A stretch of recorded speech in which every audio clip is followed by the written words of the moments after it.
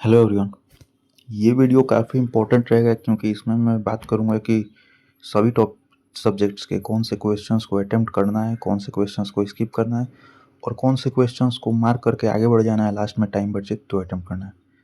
पहले तो जिनका 10 को मेंस है और 12 को मेंस है, 10 वालों जिनका मेंस है उनको तो आज एक फुल मॉक दे देना चाहिए और कल रेस्ट लेना चाहिए। बाकी कल थोड़ा बहुत जीए भी पढ़ सकते हैं।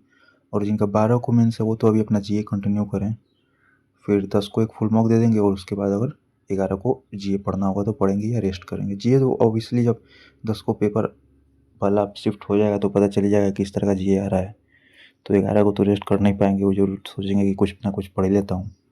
बाकी यही है भाई, एसबीआई क्लर्क में जितना वैकेंसी इस बार आया है, बेस्ट अपॉर्चुनिटी, इस बार सिलेक्शन नहीं लेना है। मैं भी चाहता हूँ कि आप सभी लोग इस बार ले लें क्योंकि एसबीआई क्लर्क में इतना जो 14,000 के आसपास वैकेंसी आया है, शायद ही दोबारा कभी चांस बनता है कि इतना ज़्यादा वैकेंसीज आएगा। खैर बात करते हैं टॉपिक पे। तो एक तो जीए का ये हो गया कि जो जो आपको आता है जीए में अटेम्प्ट करें, रिस्क कम लें, गेस वर्क कम करें, अपने आप को कंट्रोल करें क्योंकि क्या होता है कि लगता है कि यही होना चाहिए बट होता नहीं है गेस वर्क में। बाकी ये है कि जीए में टाइम काफ़ी बच जाता है तो डबल रीड करें। एक बार पूरा अटेम्प्ट कर लिया फिर दोबारा से क्वेश्चन 1 से स्टार्ट करें एक बार दोबारा, मे भी कुछ याद आ जाए। बाकी ये बात है इंग्लिश पे। इंग्लिश में क्या है कि 2 आरसी एक्सपेक्टेड है, बाकी 3 भी आ सकता है, एसबीआई पे डिपेंड करता है, किसी किसी शिफ्ट में दे दे।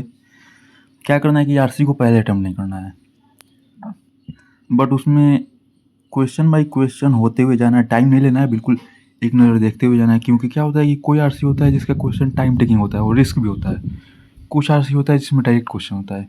जैसे एक आरसी हो गया जिसमें इन्फ्रेंस पूछ रहा है कि इन्फ्रेंस क्या हो सकता है, पैरा थर्ड क्या बताना चाहता है, पैरा फोर्थ क्या बताना चाहता है, इसमें से कौन कौन से स्टेटमेंट ट्रू है, कौन कौन से स्टेटमेंट फॉल्स है।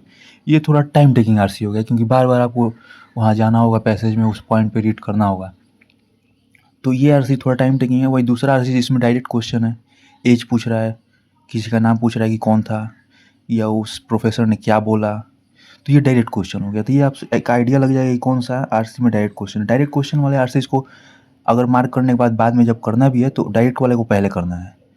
और जब आप स्टार्टिंग में आरसी खुला, आरसी आप क्वेश्चन बाई क्वेश्चन जा रहे हैं तो कोई एंटो साइन आ गया ईजी सा, तो उसको ऑन द स्पॉट मार्क कर आंसर करके तब आगे बढ़ना है।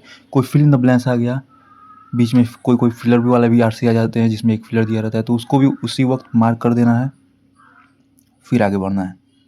अब आते हैं एरर डिटेक्शन पे। तो एरर डिटेक्शन ही एक ऐसा टॉपिक है जो मैं बिल्कुल भी मेंस में किसी को नहीं कहूँगा कि अटेम्प्ट करे, पहले टाइम बचे तभी अटेम्प्ट करे। क्योंकि पहला तो उसमें एक सेंटेंस रहेगा नहीं, 5-6 सेंटेंस रहेंगे।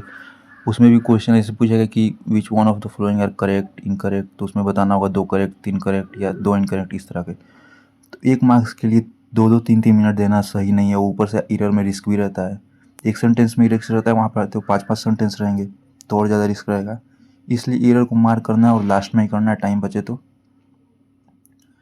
और क्लोज टेस्ट हो गया, हाँ क्लोज टेस्ट बिल्कुल एक रीड देना है पूरा, और जैसे ही क्लोज टेस्ट दिखे उसको अटैम्प्ट करना है।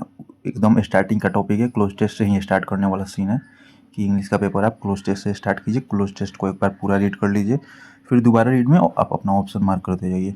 सेंटेंस अरेंजमेंट वो भी अटैम्प्ट कर सकते हैं स्टार्टिंग में ही। वर्ड स्वैप वगैरह है तो उसको भी अटैम्प्ट कर सकते हैं। वर्ड यूजेज भी अगर आपको आ रहा है तो अटैम्प्ट कर सकते हैं। बाकी मेंस में तो वर्ड यूजेज थोड़ा डिफिकल्ट रहता है, बट फिर भी कुछ ना कुछ क्वेश्चंस तो हो ही जाते हैं। अगर थोड़ा वो ठीक है तो नहीं वो तो कोई बात नहीं, बट हाँ वर्ड यूजेज को भी अटैम्प्ट करना है। थीम डिटेक्शन का मैं नहीं कहूँगा स्टार्टिंग में अटैम्प्ट करने के लिए, थीम डिटेक्शन को मार्क करके आगे बढ़ जाना है। क्योंकि थीम डिटेक्शन का यूजुअली क्या होता है कि 1 मार्क्स का क्वेश्चन रहता है, एक पैरा रहता है, उसके बाद रहता है कि टोन बताना है। तो पूरा एक पैरा रीड करो, टोन बताओ, 2-3 मिनट दो, फिर भी थोड़ा डाउटफुल रहता है कि जो टोन में 5 ऑप्शन है उसमें कुछ डिफ़िकल्ट वर्ड दे दिया जिसका मतलब ही नहीं पता, तो वहाँ पे भी रिस्क है। तो थीम को भी मार्क करके आगे बढ़ जाना है। पैरा जंबल तो ऑब्वियस है, वो तो प्रीलिम्स में भी लोग लास्ट में ही अटेम्प्ट करते हैं, तो मेंस में तो ऑब्वियसली लास्ट में ही करना है। कनेक्टर्स के क्वेश्चन आने के एक्सपेक्टेशंस हैं क्योंकि कनेक्टर्स प्री में ज़्यादा आता नहीं है, मेंस में देंगे, और एसबीआई है तो कनेक्टर्स में अच्छा क्वेश्चन बन सकता है। और कनेक्टर्स ईजी भी होता है, कुछ ज़्यादा डिफिकल्ट नहीं होता है, स्कोरिंग टॉपिक है। अगर आपका आता है कनेक्टर्स तो बिल्कुल स्टार्टिंग में ही अटेम्प्ट कर देना है। और कनेक्टर्स भाई नहीं कर पा रहे हो फिर तो यार इंग्लिश बहुत वीक है, जेन्युइनली बोल रहा हूँ। कनेक्टर्स तो स्कोर करना पड़ेगा वहाँ पे मेंस में। और फिलर्स भी स्कोरिंग टॉपिक है, उसको भी जब जहाँ दिखे जिस वहीं पे मार्क कर मतलब आंसर कर देना है, स्किप या मार्क नहीं करना है। डबल फिलर या ट्रिपल फिलर दे सकते हैं, सिंगल फिलर तो देंगे नहीं मेंस है तो। इडियम्स वगैरह भी आने की चांसेस है। पिछले बार एंटोसाइनो का भी दे दिया था, एंटोसाइन को पेयर बनाना था, बट वही था कि थोड़ा डिफिकल्ट वर्ड था, तो कुछ बने मेरे से, कुछ नहीं बने। तो ये सब अगर आता है तो आप लोग उसको भी अटेम्प्ट कर दीजिएगा, जैसे ही आएगा उसी वक्त उसमें भी मार्क करके स्किप करने वाला कोई सीन नहीं है। मैच द फ्लोइंग भी स्कोरिंग टॉपिक है, उसको भी जब आए तब मार्क कर देना है। लेकिन यही है कि मैच द फ्लोइंग इस बार क्या होगा ना, मेंस है तो मेंस में थोड़ा पैटर्न बदल जाएगा। प्री में क्या होता है कि 2 लाइन होता है, एक लाइन में 3-4 सेंटेंस होते हैं, फिर दूसरे लाइन में 3-4 सेंटेंस, उन दोनों को पूरे सेंटेंसेस को मैच कर देना होता है आपस में। लेकिन मेंस में क्या होगा ना कि 3 लाइन होगा, एक साइड सेंटेंस होगा, दूसरे साइड सेंटेंस होगा, बीच में क्या होगा कि एक कनेक्टर डाल देगा, अदरवाइज, थ्रू, बिटवीन, बट, इस तरह का, या कोई और एक और सेंटेंस दे जाएगा। मतलब प्रॉपर 3 मैच करना होगा आपको, बस यही हो सकता है। लेकिन फिर भी वो स्कोरिंग होता है, वहाँ से मार्क्स आ जाता है। तो ये इंग्लिश का स्ट्रेटजी है। मैथ में क्या है कि 4 DI एक्सपेक्टेड है, बाकी 15 के आसपास अर्थमेटिक, बाकी और सब क्वेश्चंस हो गए। मैथ में क्या है कि पूरा पेपर देखना बहुत इंपॉर्टेंट है।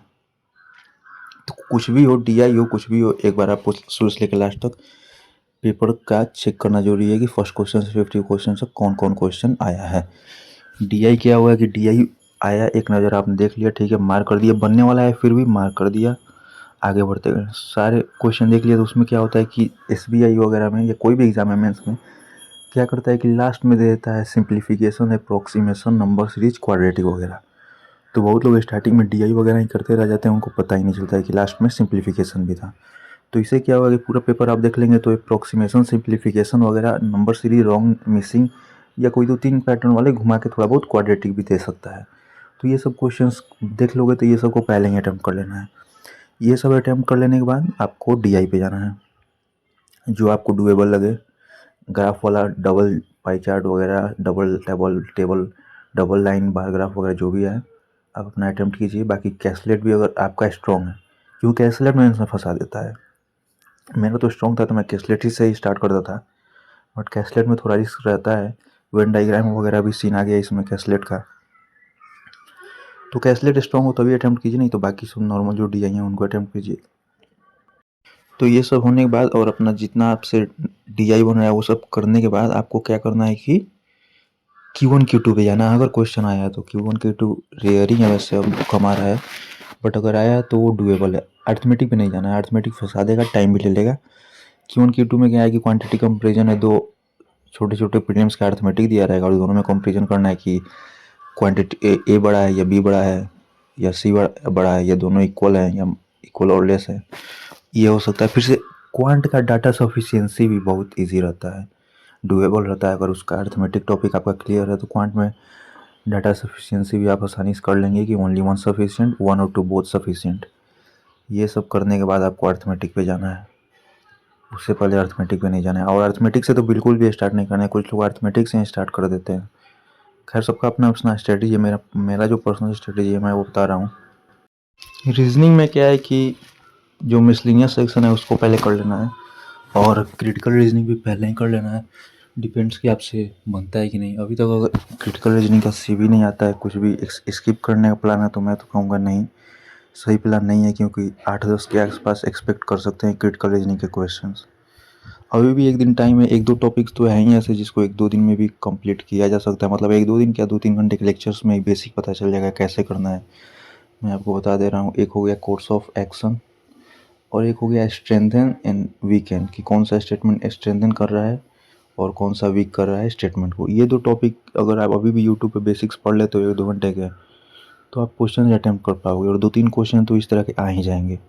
बाकी में भी स्किप कर दो, एजम्पशन, कंक्लूजन वगैरह, कॉज एंड इफेक्ट वगैरह स्किप कर सकते हो अगर पढ़ा नहीं है तो। बाकी पढ़ा है तो बिल्कुल क्रिटिकल रीजनिंग में तो अच्छा खासा बैठे जाए।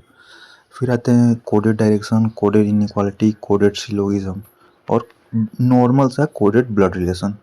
ये चारों जो टॉपिक हैं उनको आपको पहले अटैम्प्ट कर लेना है। इनमें से जो जो आता है उनको आपको अटैम्प्ट कर लेना है, और ये स्कोरिंग टॉपिक है बिल्कुल, इसमें तो स्कोर करना ही है। फिर आते हैं मशीन इनपुट पे। मशीन इनपुट अगर आपका स्ट्रॉन्ग है, मशीन इनपुट वहाँ पे डिकोड हो जा रहा है, तो मशीन इनपुट भी कर सकते हैं, बट वो स्टार्टिंग में नहीं करना है, पहले मिसलिनियस वगैरह कर लेना है। क्रिटिकल बन रहा है तो क्रिटिकल करना है उसके बाद। एक जो टॉपिक है सबसे स्टार्टिंग में मैंने लिखा हुआ है ब्लड रिलेशन पजल, इसको तो भाई बिल्कुल अटेम्प्ट नहीं करना है किसी भी मेंस के एग्ज़ाम में। ब्लड रिलेशन वाला पजल टाइम वेस्ट करने के लिए ही होता है, मैक्सिमम टाइम वो फंसा देता है और उसमें आपका टाइम किल हो जाता है, बन भी नहीं पाता है, और बनता भी है तो 10-15 मिनट ले लेता है, जो कि बहुत ज़्यादा है 5 मार्क्स के लिए। ये सब आपको कर लेना है। डाटा सफिशिएंसी मैं स्टार्टिंग में नहीं कहूँगा बनाने के लिए, क्योंकि रीजनिंग का डाटा सफिशिएंसी थोड़ा टाइम टेकिंग लगता है मुझे, मे बी किसी के लिए नहीं हो, बट यूजुअली थोड़ा टाइम टेकिंग है, क्योंकि काफ़ी सारे उसमें भी पॉसिबिलिटीज़ बन जाते हैं। 4 के आसपास पजल पिछली बार आया था, उतना इस बार भी एक्सपेक्ट कर सकते हैं। बाकी सीरीज वगैरह आ गया तो वो भी आप पहले अटेम्प्ट कर लीजिएगा। तो ये सब मिसलेनियस करने के बाद अगर मशीन इनपुट बन रहा है तो मशीन इनपुट करने के बाद कोडिंग डिकोडिंग अगर आ जाता है, वो भी अगर बन जा रहा है, तो ये सब करने के बाद अगर ईजी है तो, नहीं ईजी है तो फिर तो इसको स्किप ही करना है, बन नहीं रहा है तो पजल पे जाना है। 4 पजल होंगे जो आपको इजी लगे वो कर लीजिएगा। ट्रिपल वेरिएबल भी आ सकता है, वैकेंट वगैरह वाला आ सकता है, ऑब्वियस है। मे बी डबल सर्कल भी आ सकता है, इस तरह का पजल वगैरह आ सकता है। एक पजल तो बिल्कुल ईजी रहता है 4 में से, प्री लेवल का रहता है, वो तो आपको ढूंढ लेना है, पहले उसको कर लेना है, रीडिंग दे लेना है, उसके बाद नेक्स्ट पजल पे जाना है कि कौन सा करना है कौन सा नहीं। ऑनेस्टली यही मेरा ओवरऑल, मॉक में भी हो या एग्ज़ाम में भी हो, मैं ऐसे ही पेपर अटेम्प्ट करता हूँ बिल्कुल जेन्युइनली, जो ऑनेस्टली था मैंने वही बता दिया है। बाकी वही है कि वहाँ पे प्रेशर नहीं लेना है और काम रहना है, और फिर से ये सब चीज़ें भूलना नहीं है। क्या होता है कि हम लोग प्लानिंग जैसे मॉक में जैसे देते हैं, एग्ज़ाम में जाके वैसा नहीं दे पाते हैं। क्या होता है कि फर्स्ट ही क्वेश्चन ईजी सा आ जाता है, फर्स्ट ही क्वेश्चन में एक पजल ईजी आ गया, हम वो पजल कर दिए, फिर सेकंड क्वेश्चन भी पजल ही आ गया तो हमको वो भूल गए कि हमको पजल नहीं पहले मिसलेनियस करना था, फिर पजल ही करने लगे, फिर वही सेकंड वाला पजल फंसा दिया, लंबा चौड़ा टाइम ले लिया।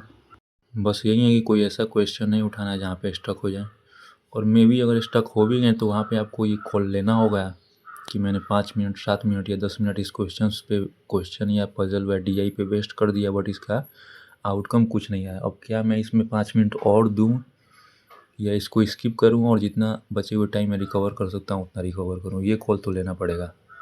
और कहीं पेपर में आप स्टक होते हो तो, बाकी स्टक ना हुए मेरे तो बेस्ट विशेज़ है, सबका एग्ज़ाम क्लियर ही हो जाए। बस यहीं था, वीडियो को एंड करते हैं।